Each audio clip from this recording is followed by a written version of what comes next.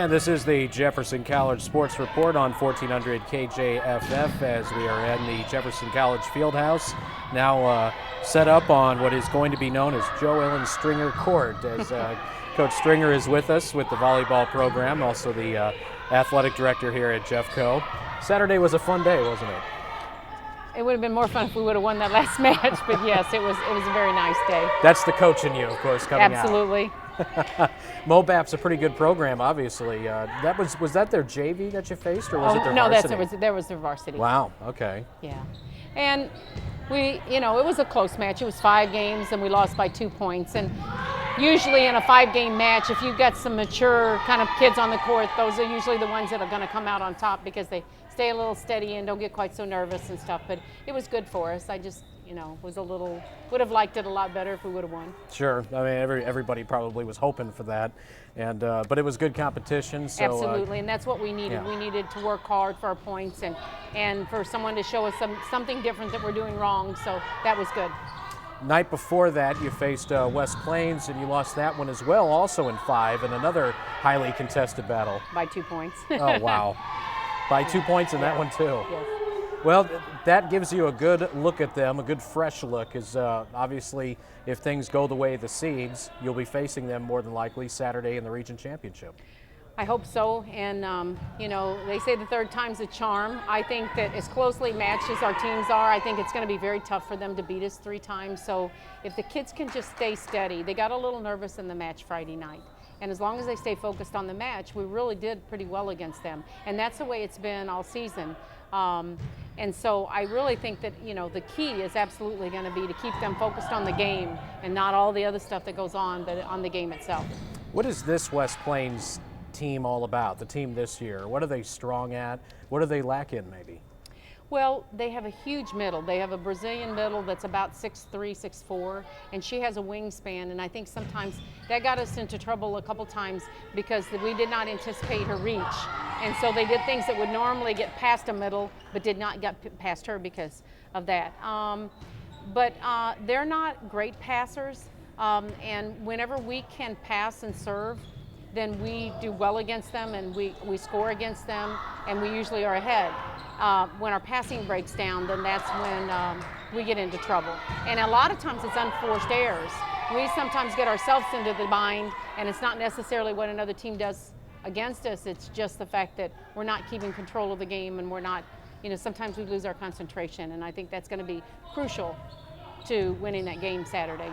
Yeah, looking and at Friday. And Friday too. Yeah, before that you have Absolutely. You got State Fair first, right? No, it'll be or is it Mineral? area. Okay. Oh. It is Mineral. Okay. So Mineral attacked. will be. If you heard a little noise in the background, this is what it was. Got a volleyball that flew through here. They're on the opposite end of the gym, and they're still hitting them over they're here. wild. That means they're ready, right? Absolutely. Well, hopefully they're pumped. Looking at West Plains, their record this year, it doesn't look like they're quite as strong record-wise as they've been in seasons past. Right. It looks like they've dropped, 12 or 13 games yeah, this year. and they've had some injuries as well, and that's plagued both of us. They had like Friday when we played them, they had the same situation that we did. That was one of the first matches that their injured players have been back in. And so that's tough to get the rhythm of the game back in. And so we need to stay healthy, certainly. But I think they've been plagued by injuries as well. And it's tough. We both play competitive schedules. And so there's not a lot of room for a lot of injuries. And if you have them, then you end up with some losses. So certainly they're beatable. We just still have to play well to do it. And State Fair prior to that is pretty good this year too. They've given you some tough games throughout the regular season when you've played them. State Fair and Mineral Area are both really competitive teams, so you can't look past either one of them. They're both respectable. They both play hard, and situations like that, they don't have anything to lose. So sometimes they go out there and they'll play loose whenever maybe another team will play tight. So you have to make sure that you stay focused and don't look for the next day and look past the team that you're playing on the court first. When you play Mineral Area first, has the fact that Tim's down there coaching now, has that part of it kind of worn off a little bit because he's been there for a few years? Probably some, but I think they're our neighbor school, and they recruit out of our area a lot, and so I think that there'll always be that competitive kind of thing that goes along with neighboring schools that happen, the Festus, Crystal City, that kind of thing. So, but, certainly I think that, he works hard on recruiting and stuff, and it's a strong program. So, we certainly respect them. It's going to be nice to have it here at your place on Friday and Saturday too, isn't it? Yes, it's always nice to be home playing. Although sometimes that makes kids even more nervous, and it's a consequence that you don't always think about. But sometimes they play better and more relaxed when there's not a lot of people that they know. It just kind of depends on the nature of the kids. Yeah, how do you go into this weekend? With your mindset. How do you go in knowing that either number one, you're going to have a chance to go to nationals one last time, or number two, it's going to be your last hurrah as the head coach? People keep asking me that, but what they don't understand is this year really isn't any different than any other year. I mean, I don't want to win any more than I did last year. And I'm being very honest about that. These kids have worked hard all season, and it's always been important, and it's always what you work for all season long. So I've always put as much energy as I possibly could into trying to figure out a way to help the kids get to nationals. And so that really isn't any different. I'm trying not to even think of that. I don't think that should be what's in my mind. I think what should be in my mind is how to get these kids to nationals. And so I'm trying my best to keep focused on that. Sometimes you guys make it hard. But I guess when we ask the tough questions like this. Yes. Well, you mentioned how the injuries have kind of held the team back at times throughout the season. You had a lot of illness too. You had a stomach flu that was going around that was pretty nasty for a little bit. I guess all that has kind of subsided, but it's just kind of bruises and ankles and things like that that's hurting them. This time of the year, this was really hard, and it's so hard to know which you need more. Do they need rest more? Do they need practice more? So we've hit it hard for the last 2 days, and then tomorrow, and then we'll probably ease up a whole lot on Thursday, let them get rested, and then be ready. Like I said, it's really hard because some of them, their injuries are still fresh enough that you can't push them too hard, but you want them to be in good enough shape that if they go into a long, tough match, they can make it through that as well. So it's always a very delicate balance that you work with. And Yat Chin, of course, is still trying to battle back from her ankle. Right. And, is that coming along nicely now? It is, but it's still pretty swollen. It's still tender. You can still see that whenever when she's blocking, that she's a little tentative to close that block and stuff. And so, but those are the things that, look at the Rams, the Cardinals. I mean, those are things you deal with in athletics, and you just do the best you can. And that's all anybody can do. That's all you do is just get around it, and somebody's going to have to step up. Right. And that's what this team has done all year. You've had a lot of girls step up. A lot of the freshmen have really played well throughout the year. No, I agree. And that's what you take. And before practice, I mentioned to them about the team that we went to nationals with that was 5'7", 5'8", 5'8", 5'8", 5'9". The tallest kid we had on our team was 5'10". And we struggled a little all season long, and we went to nationals and ended up taking second in the nation. And it's just, it's timing, it's energy, it's effort, it's a lot of those things, but a lot of it's attitude. And if they go in there with the right attitude, they'll do well. Is there a certain team that you have the most fondest memories of, like a certain group that you had for just 1 year? Well, maybe one of the teams that...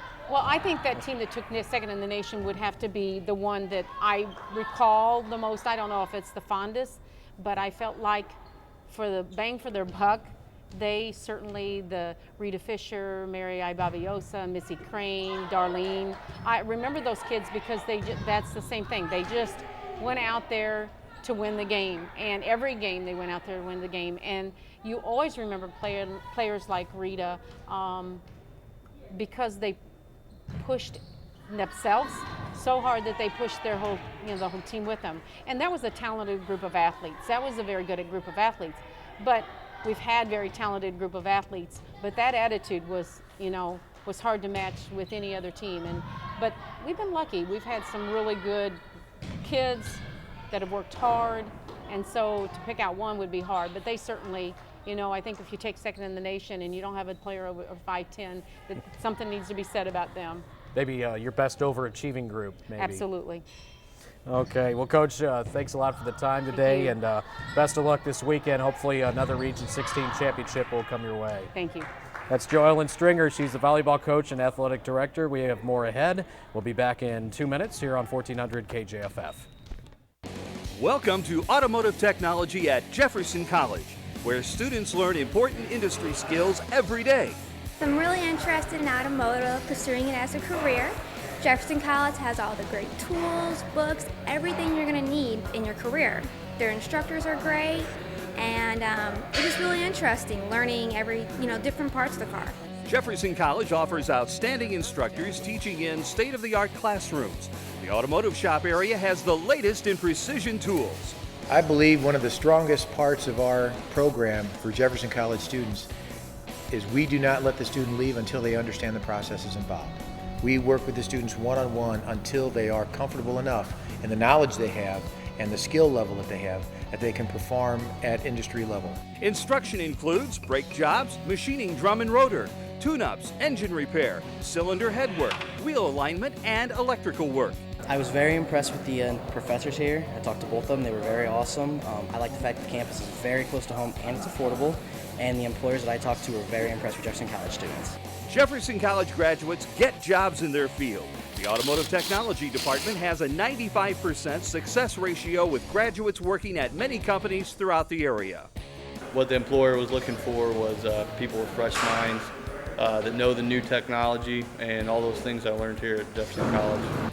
Discover your future with automotive technology at Jefferson College. And we are back at the Jefferson College Fieldhouse here on 1400 KJFF as we continue with the Jeffco Sports Report, and we're joined by the men's soccer coach, Coach Steve Peck. How are you? I'm doing pretty good.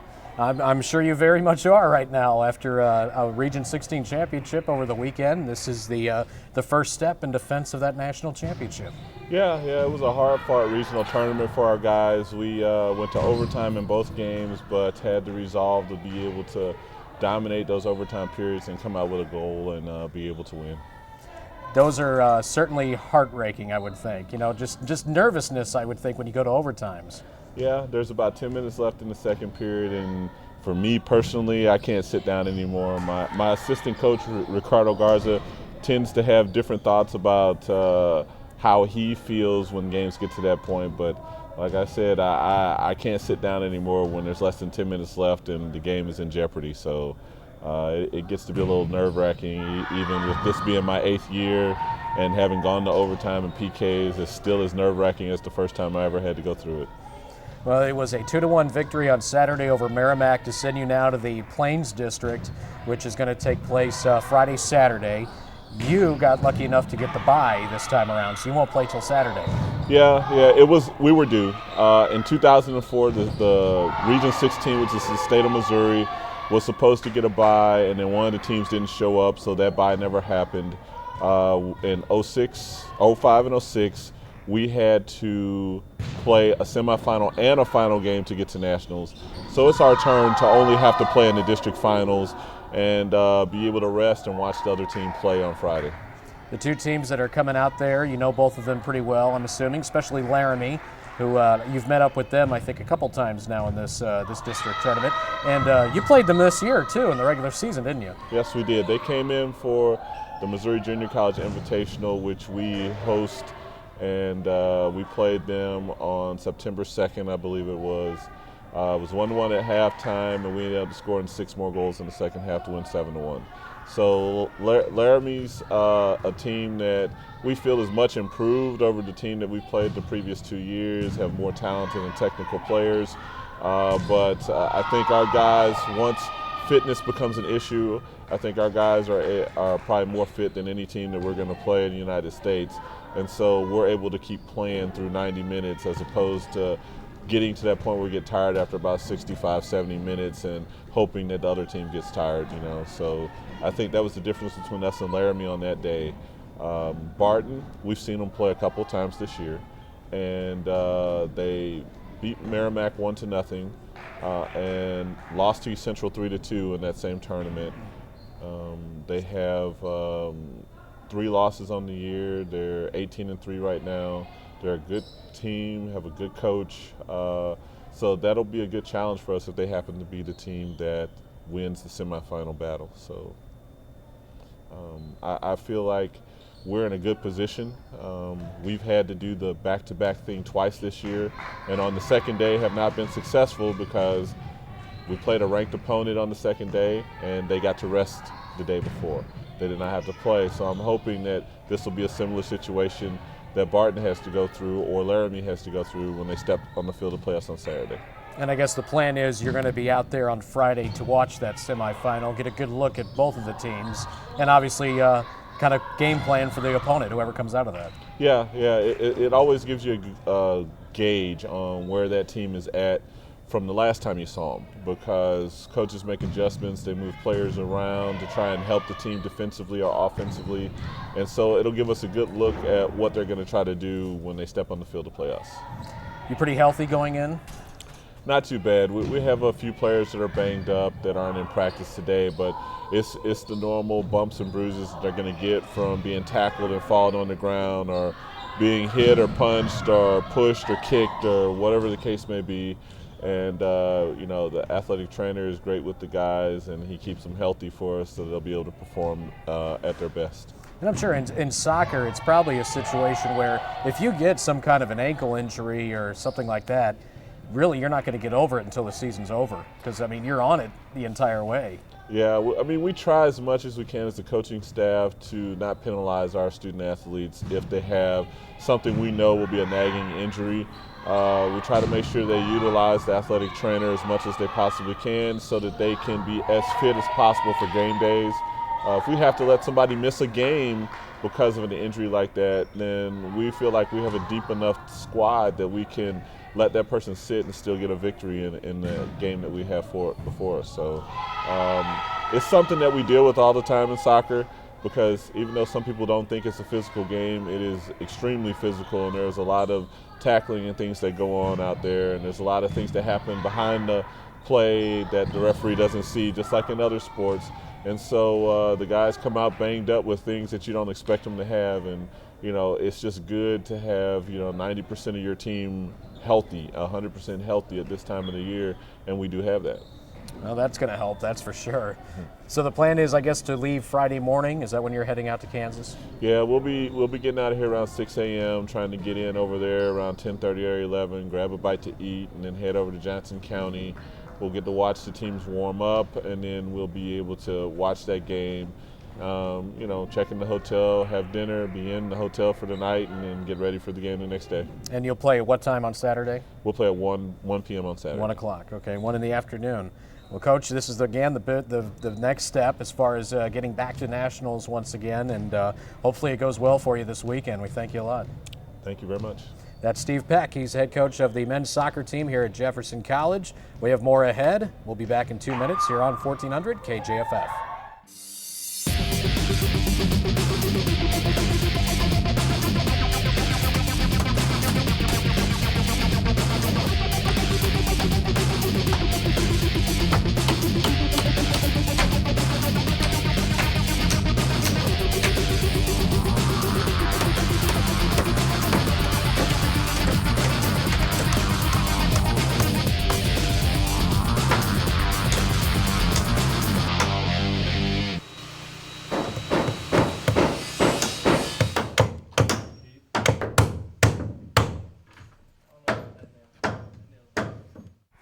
Back once again at the Jefferson College Fieldhouse here on 1400 KJFF, and now joined by the baseball coach here at Jefferson College, Coach Sam Carel. As we're going to talk about some fun stuff. Good. We're going to talk a little bit about Friday, which you actually talked a little bit this morning on the Jeffco report with Roger Barentine, but we're going to talk a little more about it. The second annual Jefferson College Hall of Fame banquet coming up Friday at the Holiday Inn. Yes, it is. It's that time of year again, Ryan. So, we're looking forward to it. It's going to be a good time. We got Harold Edding. He's going to be our second inductee. And, Harold is a legend here in Jefferson County. And, we're expecting a great turnout, not just of Jefferson College personnel, but just people in the community who have no ties to Jefferson College, but who have ties to Harold Edding. So we're we're looking forward to the event on Friday night. What's actually funny about that is a lot of people, when they're extremely popular, they kind of get nicknamed the mayor. Yes. But Harold actually was a mayor at Yeah, one time. exactly. That's kind of the thing about Harold. You could call him a lot of things. And he'll be called a lot on Friday night, I'm sure. Again, it's going to be a roast, and Yes. so it's going to be more of an enjoyable event, just having a little fun with them. Mm-hmm. But in all seriousness, it's also going to be a very nice event too. Yeah, it will, and we're going to honor him. He's our first baseball coach here at Jefferson College, 42 years of baseball, and I mean, he's the patriarch, not only of baseball, but of Jeffco athletics here, and it's going to be a great night to honor him, definitely. Was he the first ever athletic director as well? Yes, sir. That's what I thought. From everything I understand, he is. Now, Harold's been known to embellish a few times, but last I checked, he was the first AD here. And we're going to have a couple of roasters that are going to come out and take part in that. Who's going to be out there giving Harold a hard time there at the podium? Well, our first inductee to the Hall of Fame, Dave Oster, will be one of the gentlemen. Chuck Martin will be another one, a Hillsboro native, and who's worked a lot with Harold in the past and still does work out here at the college. And then longtime Festus man, Bob Holman, will be helping out as well. Him and Harold have reffed together for over 30 years. I guess they don't anymore, but those three gentlemen will be roasting Mr. Edding, and then Ryan McKenna will be back to MC the event as well. Ryan did a fantastic job last year, and so we figured we'd give him one more shot at it. No, he's not going to be quiet for too long. He's going to throw some shots in there at Harold too. Yes, and he wanted to last week here at JoEllen's deal, so he's ready to go. You're going to have some other things, a silent auction and autograph session, that kind of thing, right? Yeah, we're going to have Mike Kinnaman back in town for an autograph session along with Cliff Polite right now, Jay Marshall, who was up with the Oakland A's all this past year, who's now with the Boston Red Sox, and Andrew Johnston, who hopefully will get a call up here in about a year or two. Those are the four that are scheduled to attend. We're always, there may be a couple more in the wings, but we'll have an autograph session, silent auction, like you said. A lot of items up for auction, not just baseball items, but a lot of other neat things that'll be up for auction. And then we'll have a 50-50 raffle. And there's also an underlying theme here. We're trying to raise money for the Jefferson College baseball program as well. And the foundation is working in cooperation with us to try to accomplish that. I kind of heard it just for a little bit ago that there is an off chance, a very, very slight chance that Mr. Burley could be in. Yeah, CP, or Coach Underwood, excuse me. Tony's been working the phones with Burley, and he's expressed interest in coming back.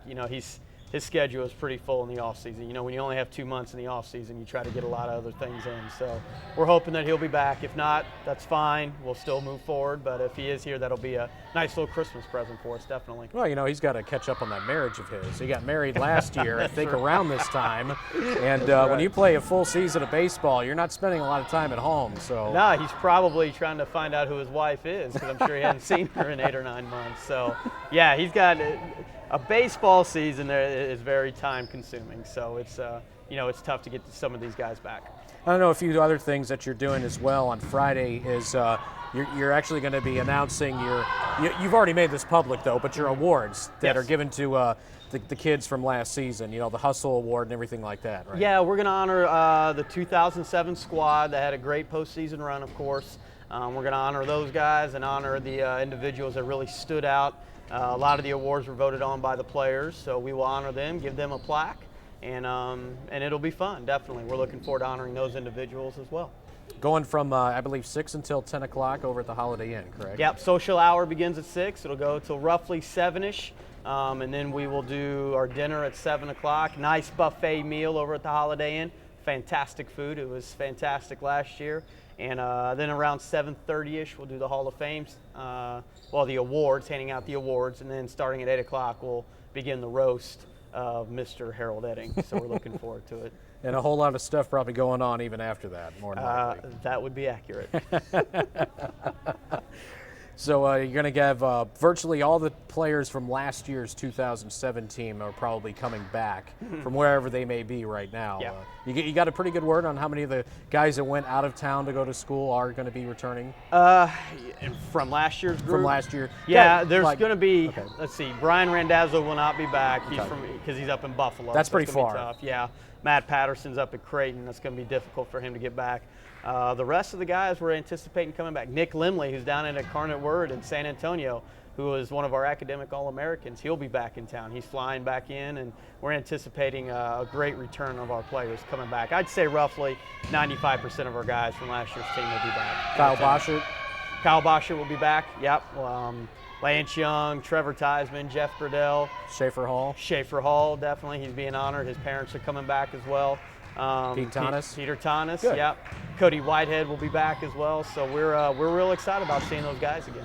Oh, excellent. Again, that's going to be Friday at the Holiday Inn. Are tickets still available Yeah, for those definitely. that want to come out? Here's the one thing, Ryan. I think people think that, this is just a Jefferson College thing. No, it is totally open to the public, and if you knew Harold Edding, and if you had an association with Harold Edding, this is a celebration of Harold Edding and everything that he's accomplished, not only at Jefferson College, but in the community of Festus and in the county of Jefferson. So so we're real excited. And if you knew Harold Edding and you have a Friday night open, come on out. Tickets will be available at the door, definitely. Absolutely, yeah. Get some autographs with some of the, with a former professional and also a couple of minor leaguers and a major leaguer as well, and Jay Marshall. Yeah, definitely. It's going to be a fantastic time. And again, if you know Harold Edding and you want to come support him, this will be a great time to come support him. That again is Friday night at the Festus Holiday Inn, 6 until 10, $30 per plate, right, per person. Yeah. It'll be $35 at the door. That's just, there's some issues behind that, but there'll be $35 at the door, $30 if you register. Even if you call in and you don't want to pay over the phone and pay at the door, it'll be $30. Just call in to the foundation, Marie Genowine at extension 105, and she'll be more than happy to take their reservations. That's gonna be fun. It's gonna be hilarious. It's gonna be a fun night. It's gonna be just a celebration of Harold Edding with a lot of good times, good stories. Oh my God, it's fantastic. Last year was a blast. This year will be even more of a blast. This is going to be a fantastic night.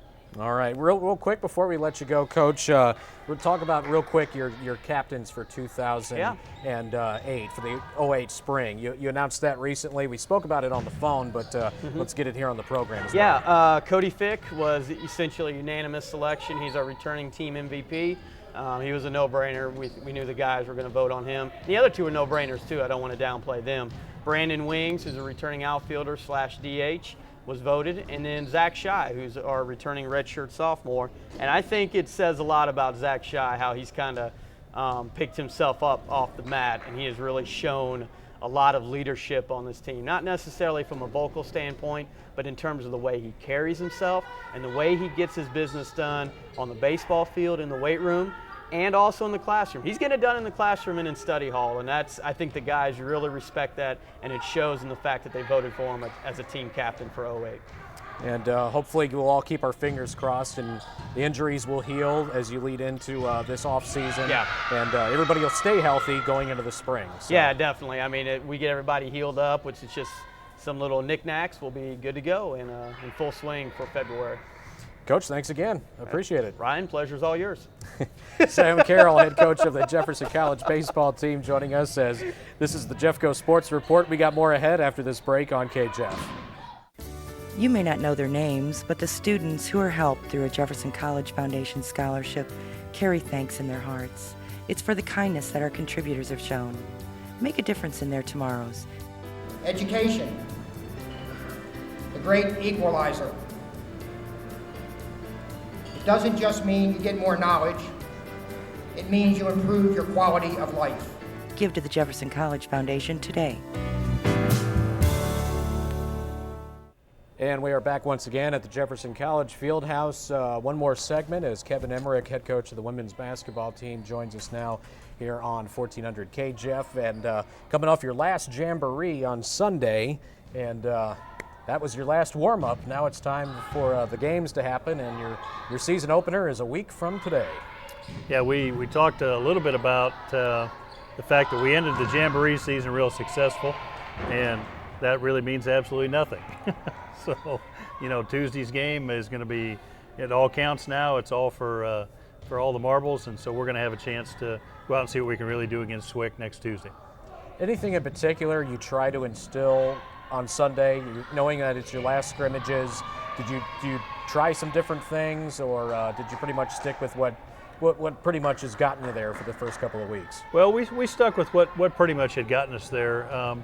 we worked on a few things we need to work on, which you're going to hear me talk about this year and last year all the way through, handling those ball screens and jumping to the ball and getting weak side help and doing those things, boxing out. We tried to put ourselves in positions in those games where we had to work on those things. So, and we got some needed work on those things Sunday, but we still got a long way to go. Somebody watched us on Sunday, one of the parents, and said, you got to get better at this and that, and we said we do, but it's October, so we've got some time, and you can't be February and March ready in October. It's just not possible, and you can't put that kind of intensity into your workouts right now, because you're going to have kids that don't want to show up and kids that just can't stay focused that long. I mean, that intensity you have to build over time, and our kids are real attentive. They show up and work hard every day, and their focus is good. But you can't go at it every day like you're killing snakes, or you're going to end up being tired by Christmas. Of course, looking at your schedule, you're only going to play a couple of home dates early. You have your opener with Swick, and then you got your Classic that weekend. After that, you're on the road for about a month. A lot of traveling. You're going to be involved in a lot of weekend classics. We are, and that's pretty typical. It's kind of the schedule we were left with, and it takes a couple of years to work out of that schedule and get back to where we have some more home games. Next fall will be that time. We'll have some more home games next fall, but this fall is a travel fall. So we're fortunate to get our Jamboree at home last weekend, to get our first 3 home games here and open up. We had to work hard to get those games here. And then we go on the road for about 9 or 10 in a row after that. It's a lot, definitely. It is. Yeah. Tough games, too. And I noticed you don't even have that many Saturday games this year either, especially at home. You only have like maybe 3.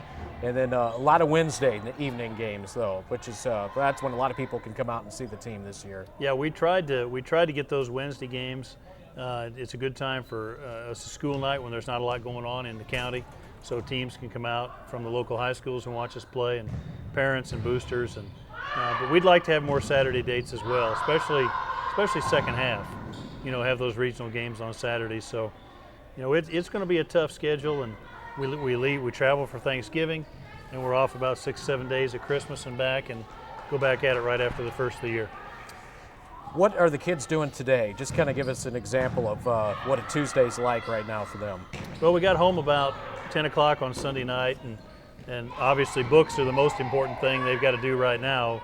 We're past midterms. We're heading towards finals here in about another 4 or 5 weeks, and so they got back Monday, and we had an off day, and that's a day to just get caught up on study hall and stuff, and tutoring and everything.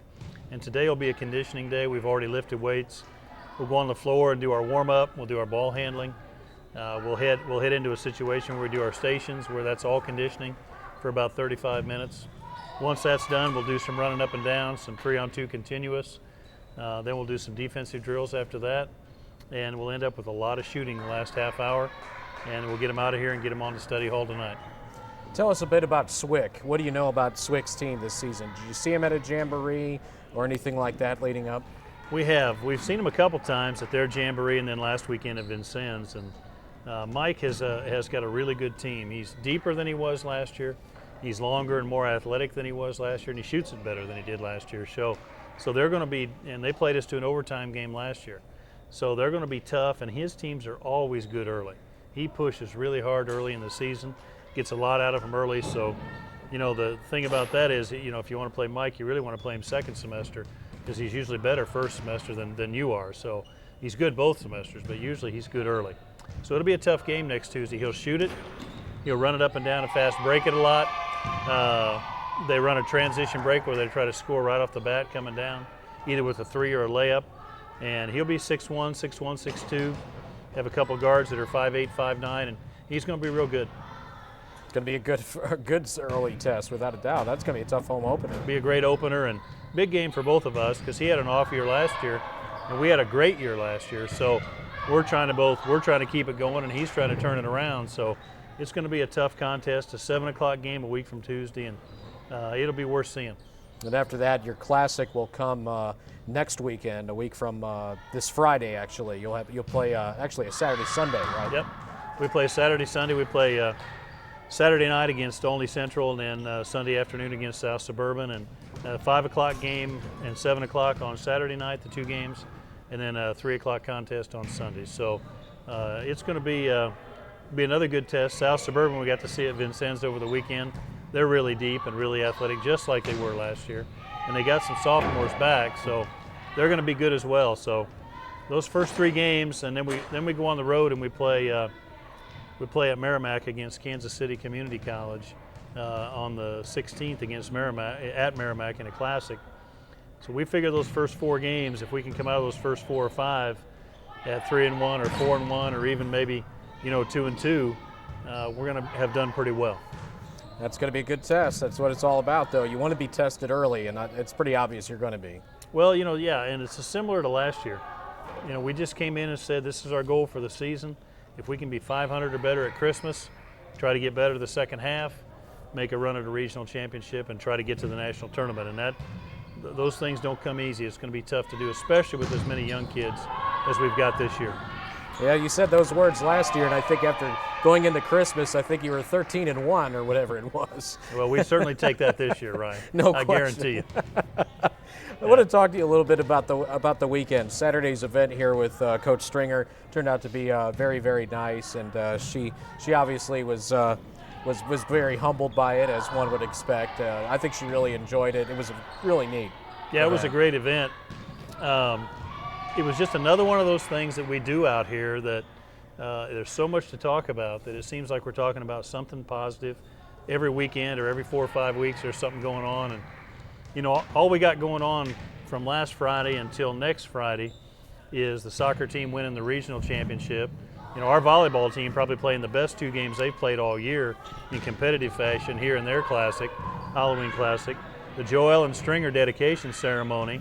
And then you turn around next weekend, you've got the Harold Edding roast and the Hall of Fame banquet, and you've got the regional championship for volleyball and the district championship for soccer. And there's just tons of good things going on. And amidst all that, our kids are going to classes, they're getting their degree, they're working towards achieving that degree, getting their education, and there's just a lot of good things going on at Jeffco. And the JoEllen dedication ceremony was just one of those things. Yeah, when are you guys going to fill up that calendar? Come on. Isn't that the truth? Oh, my goodness. Yeah. You look out here and you wonder some weekend when there's not something positive going on. But and you've heard me say it before. It starts with Dr. Watts, and it starts with our faculty.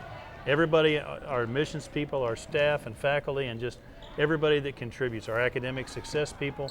It's a team effort out here, and all the coaches know that. And it's just our job to keep up our end of the deal. And that is to make sure we're successful, we work hard, our kids go to class, and they act right in the community, and that's what we try to do every week.